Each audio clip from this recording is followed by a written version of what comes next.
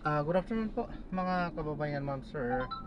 This is Jam, the Filipino channel. Ang inyong pong lingkod. So today is January 13, 2026. At tayo ngayon napupunta dyan sa may SM City. Sukat sa may Video Drive, Arcadio Santos sa Avenue San Dionisio, Parañaque po yan. At dadalhin po natin sa may Philippine Heart Center Hospital Building sa may East Avenue Dili Central, Diliman, Quezon City. Okay, magbabalik po tayo mamayang unti po pag nakuha na po natin sila. Disclaimer lamang po, ang content po natin ay kalsada at hindi ang passenger. Kaya nga naman sakali man po na may marinig kayo mga pangalan ng lugar, pangalan ng tao, pangalan ng organization sa government o private man yan, ay wala pong kinalaman ang channel na ito. At wala pong pinapatungkulan. Lahat po ng pinag-uusapan dito ay pawang dito lamang po yan sa loob. At wala pong pinapatungkulan sa labas. Okay po, magbabalik po tayo mamaya unti pag nakuha na po natin sila.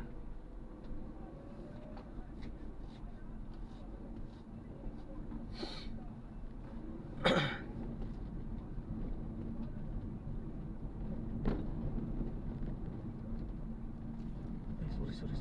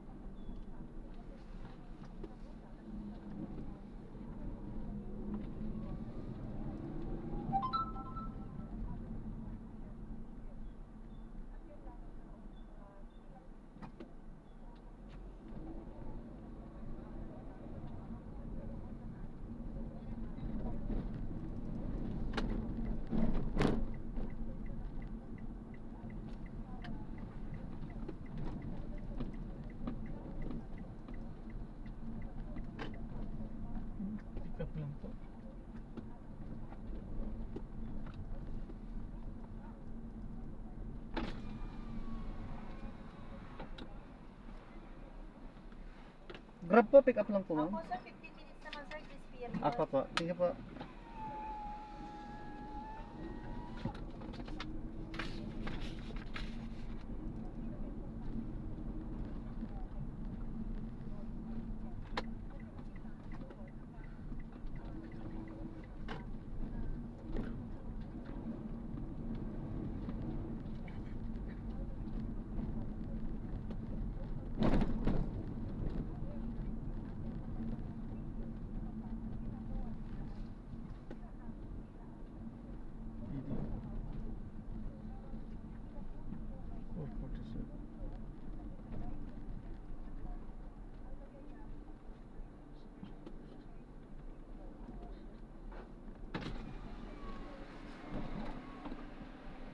Boss, tanong lang po, saan yung National Bookstore po? Iikot lang pa ganon? Sige, thank you.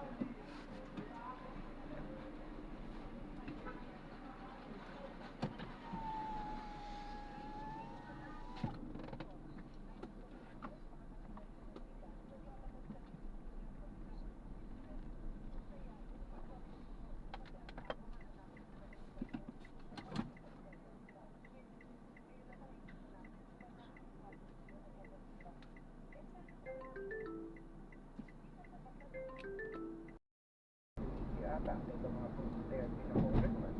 Ako, sa akin, pigilan yung mga yan. Pag-file.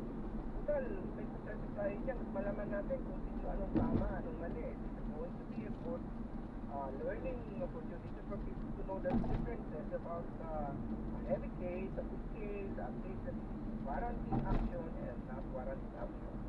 So, bakit kailangan, doon ako medyo nakabakala doon sa mga kondisyon na suporta lang siya sa impeachment kapag meron na sa ulong na dito.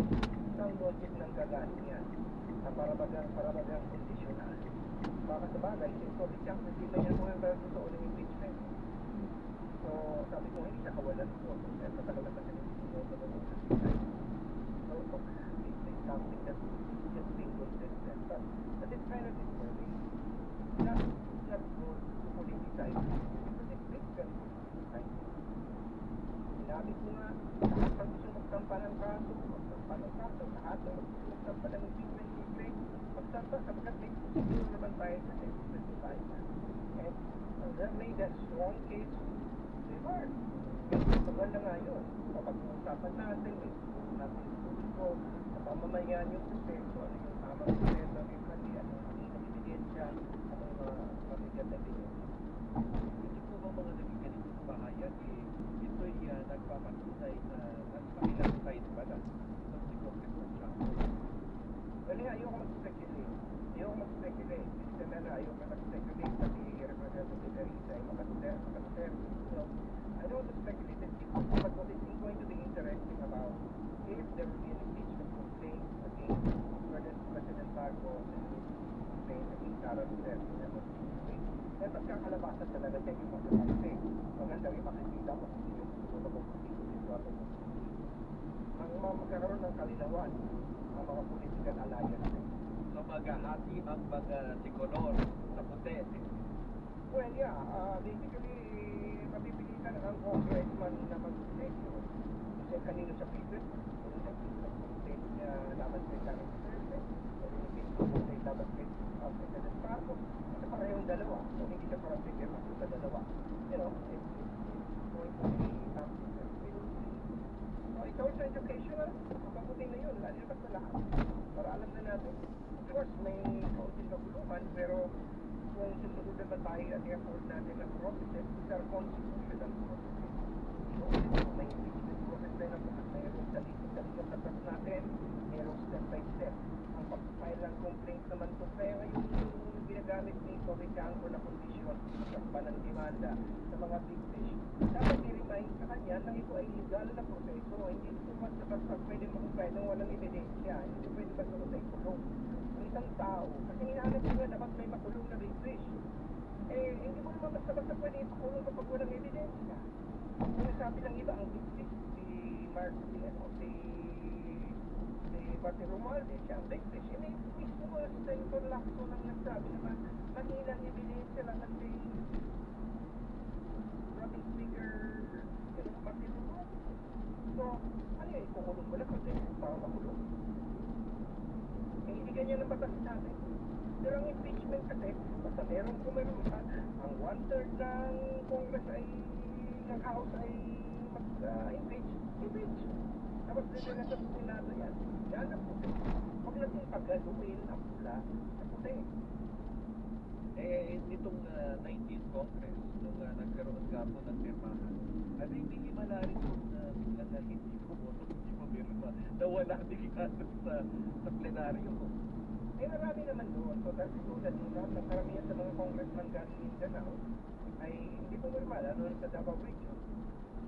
Marami doon. And I know the politics of it all. So, all you need to do is to have one-third of the over 300 members of Congress. Ayun. Senado ay threshold 16 votes, tama ba? Yes, it's 16 votes. Kasi kita ito nga dapat ipaliwanag din, marami kasi nagsasabi pa paano daw sa Pato de la Rosa hindi umaten. Paano daw kung biglang i-arrest si ganitong senador jail. Ang linawin po natin dito, yung kahit makulong po yung mga ino, kahit magtatago si Pato, ma-arrest ay mapadala na sa tigil, hindi pa rin po magbabago ang bilang hanggat hindi sila in-expel kasi natin. Kasi po ang malinaw po nakalagay sa Congress na dito batas all senators. At kung kahit na po ang ibig sabihin porket nakulong ka o ikaw ay nagtatago, ikaw ay hindi nakasama sa bilang, alalaan po natin si Laila de Lima, natakulungan siya, pero senador pa rin siya noon. So ang ano dito, it won't affect the threshold which is 16. So kahit na kunyari wala si Bato at wala yung ibang mga pro-Duterte senators, the same number, and if they are not expelled by the Senate itself for a vote of 2/3 of its members, ay member pa rin sila. So pasasamay sila sa pagkukompute ng 2/3, in which case 16. Ang na-apekto lang dyan, pagdating doon sa mga kapag wala sila sa hearing, hindi nila matatanong. Mababawasan yung mga kasi siyempre pag ang wala ay si Bato, mawala din yung ibang mga pro-Duterte senators. Kunyari, magpalagay na sila, malagay din sa alanganin, wala na silang oportunidad para magtanong during the... Prof, sorry, kulang na tayo sa oras, Prof. Pag-usapan pa natin yan sa mga darating na araw. Maraming salamat po. Sige po, maraming salamat din. Yan po si Professor Antonio Contreras, isa pong political analyst at columnist. Pero teka, bago ang lahat, ang oras, 5:28 ng hapon. Ang oras ay hatid sa inyo ng Plemex Forte Sirupin Capsule. Maluwag ang paghinga, tunaw ang plema. Basta nagundi, Plemex! Okay, paano? Bakit hindi pa itong confidential funds namin andyan yung flood control issue? Ang punto natin, So, na-drop na natin sila. Maraming salamat po sa panonood hanggang sa muli. Ingat po at God bless. Paalam po muna sa motor po. At tayo gagawa na ng ibang video sa ating susunod na mission. Paalam po.